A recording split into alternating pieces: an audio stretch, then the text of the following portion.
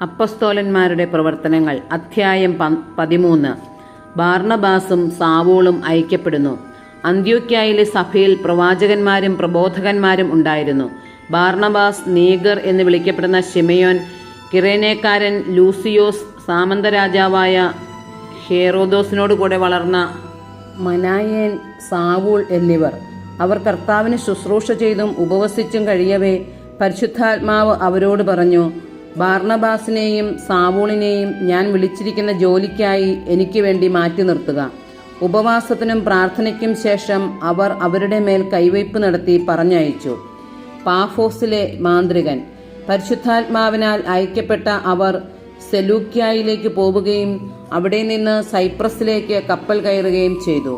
സലാമീസിൽ എത്തിയപ്പോൾ അവർ യഹൂദരുടെ സിനഗോഗുകളിൽ ദൈവവചനം പ്രസംഗിച്ചു. അവരെ സഹായിക്കാൻ യോഹന്നാനും ഉണ്ടായിരുന്നു. അവർ ദ്വീപ് മുഴുവൻ ചുറ്റി സഞ്ചരിച്ച് പാഫോസിലെത്തിയപ്പോൾ ഒരു മന്ത്രവാദിയെ കണ്ടുമുട്ടി. അവൻ ബർ യേശു എന്നു പേരുള്ള യഹൂദനായ ഒരു വ്യാജപ്രവാചകനായിരുന്നു. ഉപസ്ഥാനപതിയും ബുദ്ധിമാനുമായ സെർജിയൂസ് പാവൂളിസിന്റെ ഒരു സദസ്യനായിരുന്നു അവൻ. ഈ ഉപസ്ഥാനപതി ദൈവവചനം ശ്രവിക്കാൻ താൽപ്പര്യപ്പെട്ട് ബാർണബാസിനെയും സാവൂളിനെയും വിളിപ്പിച്ചു.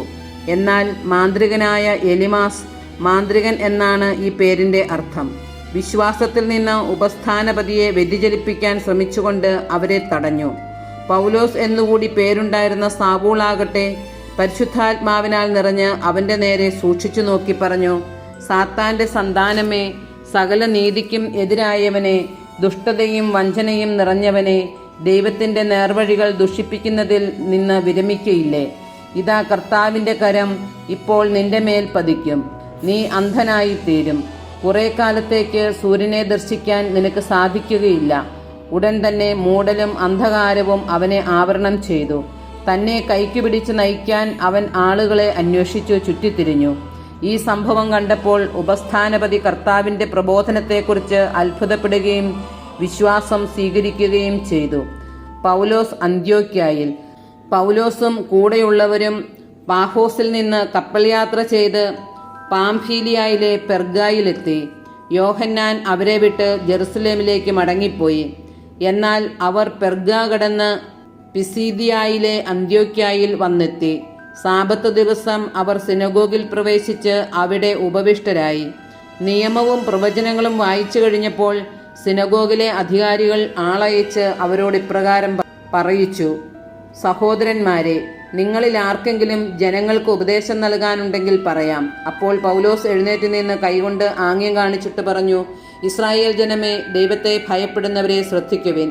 ഈ ഇസ്രായേൽ ജനതയുടെ ദൈവം നമ്മുടെ പിതാക്കന്മാരെ തെരഞ്ഞെടുത്തു.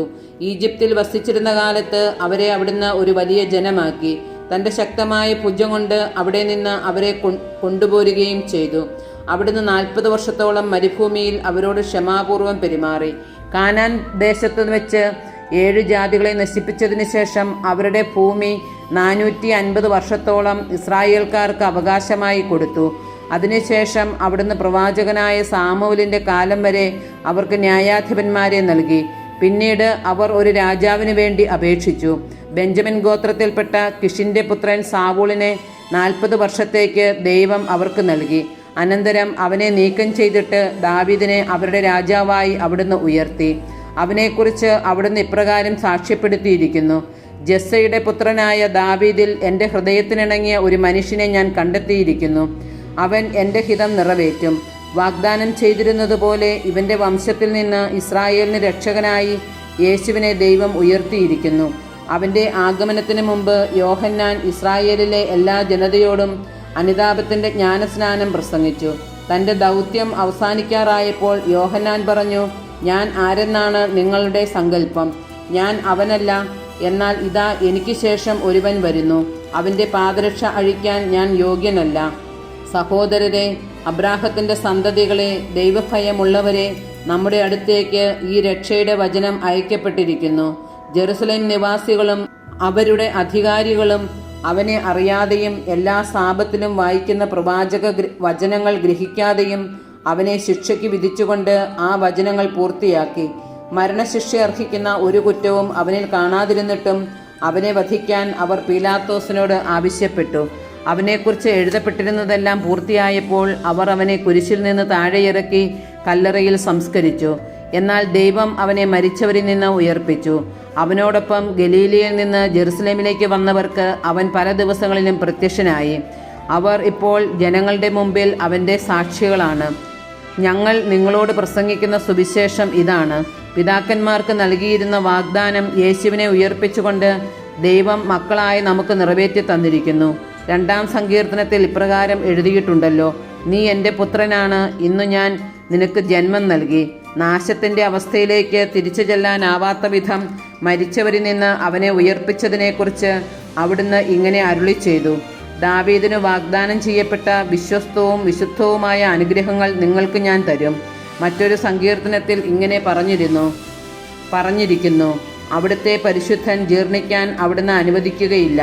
ദാവീദ് തൻ്റെ തലമുറയിൽ ദൈവഹിതം നിറവേറ്റിയതിനു ശേഷം മരണം പ്രാപിച്ചു. അവൻ പിതാക്കന്മാരോട് ചേരുകയും ജീർണത പ്രാപിക്കുകയും ചെയ്തു.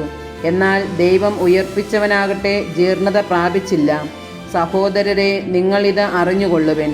നിങ്ങൾക്ക് പാപമോചനം പ്രഘോഷിക്കപ്പെട്ടിരിക്കുന്നത് ഇവൻ വഴിയത്രേ. മോശയുടെ നിയമം വഴി നീതീകരണം ലഭിക്കാനാവാത്ത കാര്യങ്ങളുണ്ട്. വിശ്വസിക്കുന്നവർക്ക് അവൻ വഴി അവയിൽ നീതീകരണം ലഭിക്കും. അതുകൊണ്ട് പ്രവചനങ്ങളിൽ പറഞ്ഞിട്ടുള്ളത് നിങ്ങൾക്ക് സംഭവിക്കാതിരിക്കാൻ സൂക്ഷിച്ചുകൊള്ളുവിൻ. നിന്ദകരെ കാണുവിൻ, ആശ്ചര്യപ്പെടുവിൻ, അപ്രത്യക്ഷരാകുവിൻ. എന്തെന്നാൽ നിങ്ങളുടെ ദിവസങ്ങളിൽ ഞാൻ ഒരു പ്രവൃത്തി ചെയ്യുന്നു, ആര് പറഞ്ഞാലും നിങ്ങൾ വിശ്വസിക്കാത്ത ഒരു പ്രവൃത്തി. ഇക്കാര്യങ്ങളെല്ലാം അടുത്ത സാപത്തിലും വിവരിക്കണമെന്ന് അവർ പുറത്തു വന്നപ്പോൾ ആളുകൾ അവരോട് അപേക്ഷിച്ചു. സിനഗോഗിലെ സമ്മേളനം പിരിഞ്ഞപ്പോൾ പല യഹൂദരും യഹൂദമതത്തിൽ പുതുതായി ചേർന്ന ദൈവഭക്തരായ പലരും പൗലോസിനെയും ബർന്നബാസിനെയും അനുഗമിച്ചു.